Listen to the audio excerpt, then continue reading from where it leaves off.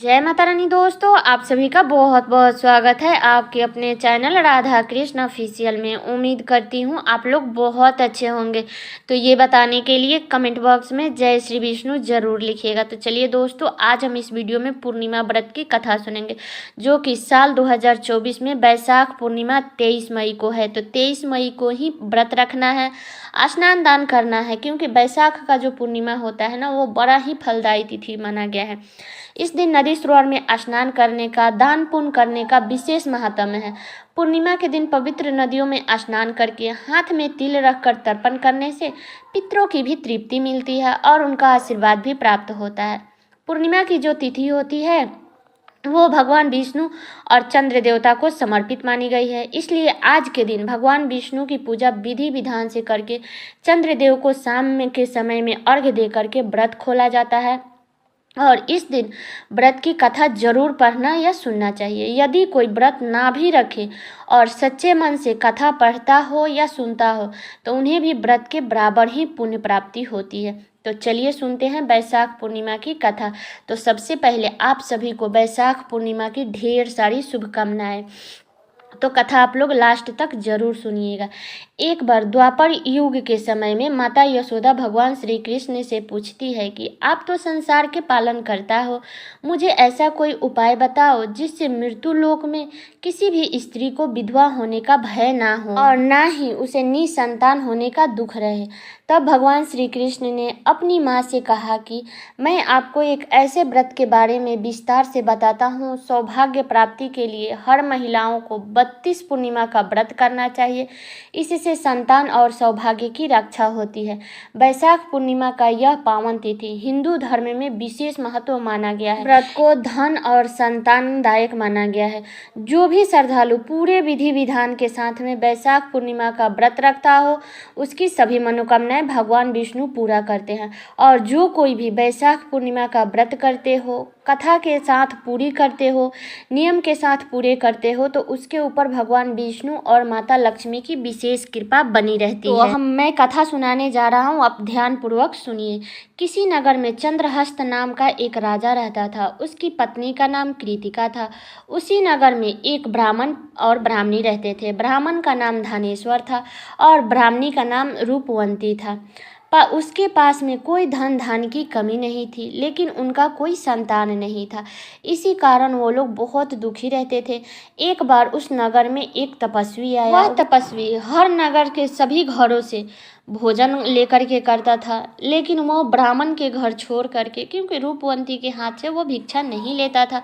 एक दिन जब तपस्वी ने किसी अन्य घर से भिक्षा ली और गंगा के किनारे बैठ करके आराम से खाने लगा, तब धनेश्वर ने तपस्वी को ये सब कार्य करते हुए देखा और अपने भिक्षा का अनादर को भी देखा। तब धनेश्वर ने तपस्वी से जा करके बोला, आप सभी घरों से भिक्षा लेते हो पर मेरे घर से भिक्षा नहीं लेते हो, क्यों?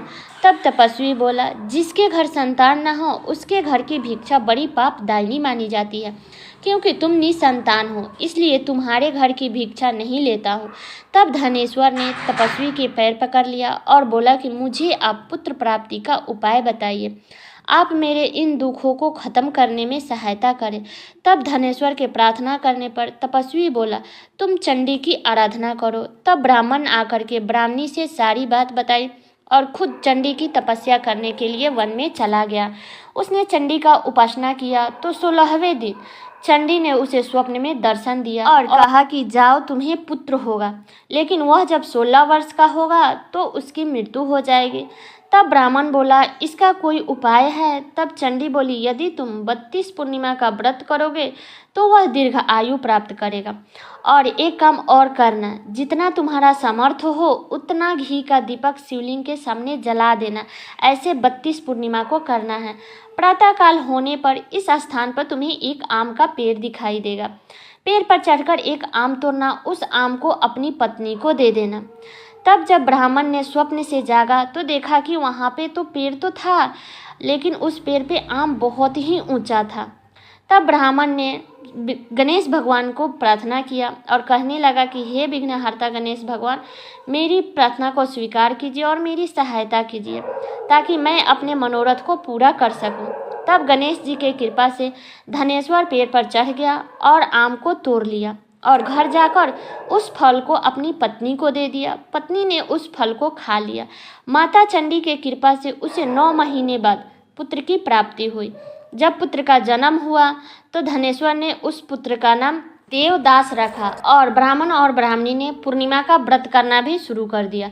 जब उसका पुत्र 16 वर्ष का हुआ तो अब उसकी माता पिता डरने लगे कि कहीं इसकी मृत्यु तो नहीं हो जाएगी।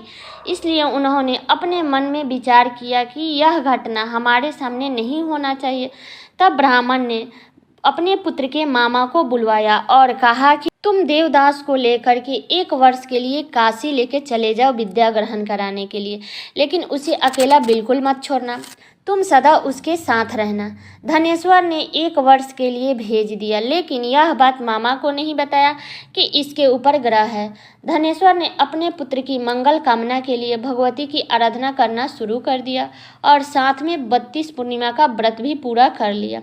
कुछ समय बाद जहाँ मामा भंजा ठहरे हुए थे वहीं पे एक बारात ठहरा हुआ था, लेकिन बारात में जो दूल्हा था उसका अचानक तबीयत खराब हो गया। वर के पिता की नज़र देवदास पर पड़ा तो वह सोचा कि वर के रूप में देवदास को लेके जाता हूँ और विवाह का कुछ कार्य देवदास से करा देता हूँ, तब तक मेरा पुत्र ठीक हो जाएगा तो विवाह अपने पुत्र के साथ करवा देंगे। तब वर के पिता ने देवदास के मामा के पास गया और बोला कि तुम अपने भांजे को थोड़ी देर के लिए हमें दे दो ताकि लगन का कार्य शुरू हो सके। तब मामा मान गए और अपने भांजे को देवदास को दूल्हा बनने के लिए भेज दिया। विवाह विधि पूर्वक संपन्न हो गया। जब दोनों पति पत्नी का भोजन आया तो देवदास ने अपनी पत्नी के साथ में भोजन नहीं किया। तब उसकी पत्नी ने देखा कि मेरा पति भोजन नहीं कर रहा है और उसके आंख में आंसू है। तब पत्नी ने पूछा, क्या हुआ नाथ? देवदास ने सारी बात बता दी। तब लड़की बोली, ऐसा कैसे हो सकता है? अग्नि के सामने मैंने आपको पति बनाया है। तब देवदास ने कहा कि ऐसा मत कहिए, मेरी आयु बहुत छोटी है, मेरे मृत्यु के बाद तुम्हारा क्या होगा?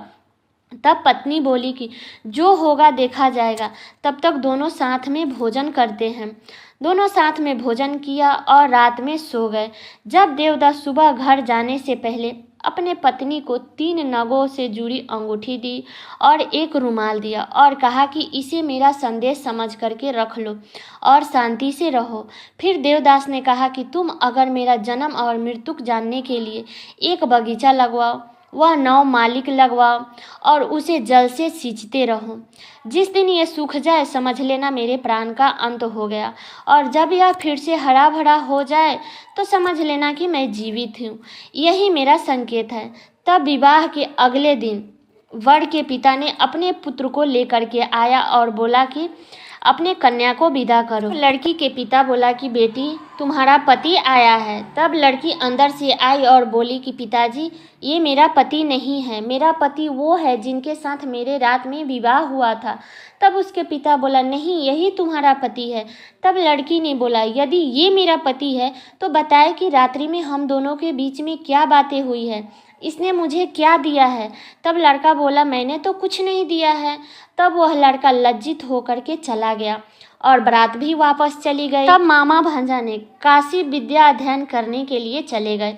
तब एक सांप ने देवदास को काटने के लिए वहां पहुंचा, लेकिन देवदास के माता पिता पूर्णिमा का व्रत करते थे। पूर्णिमा के व्रत के कृपा से सांप उसे नहीं काट पाया। तब काल वहां आया और उसको मूर्छित करके चला गया। तब वह भोलेनाथ और माता पार्वती वहीं से जा रहे थे और उसे मूर्छित अवस्था में देखे तो माता पार्वती बोली कि हे नाथ, इसके माता पिता ने 32 पूर्णिमा का व्रत किया था, इसके प्राण दे दीजिए। तब भगवान शिव ने उसे प्राण दिया। व्रत के प्रभाव से काल को भी पीछे हटना पड़ा। देवदास की पत्नी उसकी प्रतीक्षा कर रही थी। कुछ देर पहले ही बगीचा सूखा पड़ा था तो उसकी पत्नी उदास हो गई थी और थोड़ी देर में ही बगीचा हरा भरा हो गया। तब जब बगीचा हरा भरा हुआ तो वो बहुत खुश हो गई और अपने माता पिता से बोली कि मेरा पति अब ठीक है। 16 वर्ष बाद जब देवदास पत्नी के पास पहुंचा तब पत्नी ने उसे अपने पति को पहचान लिया। धनेश्वर पूर्णिमा के व्रत करने से पुत्रवान हो गया। तो जो भी स्त्री पूर्णिमा का व्रत करती है वो सदा सुहागन रहने का उसे वरदान मिलता है। और यह व्रत जो भी श्रद्धा भक्ति के साथ में करता है उसकी सारी मनोकामनाएं पूर्ण होती है। तो सब लोग बोलिए शिव शंकर भगवान की जय, विष्णु भगवान की जय। तो ये कथा मेरा यहीं तक का था। कैसा लगा ये कथा आप लोग कमेंट करके ज़रूर बताइएगा। और चैनल पे नए हैं तो सब्सक्राइब कर दीजिएगा, बेल आइकन को प्रेस कर दीजिएगा, जिससे मेरे वीडियो का नए नोटिफिकेशन आप सभी के पास में सबसे पहले पहुंचे। और वीडियो को लाइक कर दीजिएगा, क्योंकि आपके एक लाइक से मुझे बहुत ही मोटिवेट मिलता है। तो वीडियो को लाइक कर दीजिएगा और वीडियो को शेयर कर दीजिएगा, ताकि हर कोई पूर्णिमा व्रत की कथा को सुन सके और उनका भी व्रत पूरा हो सके। तो चलिए दोस्तों, मिलती हूँ किसी और वीडियो में किसी नए वीडियो के साथ में। तब तक के लिए नमस्कार।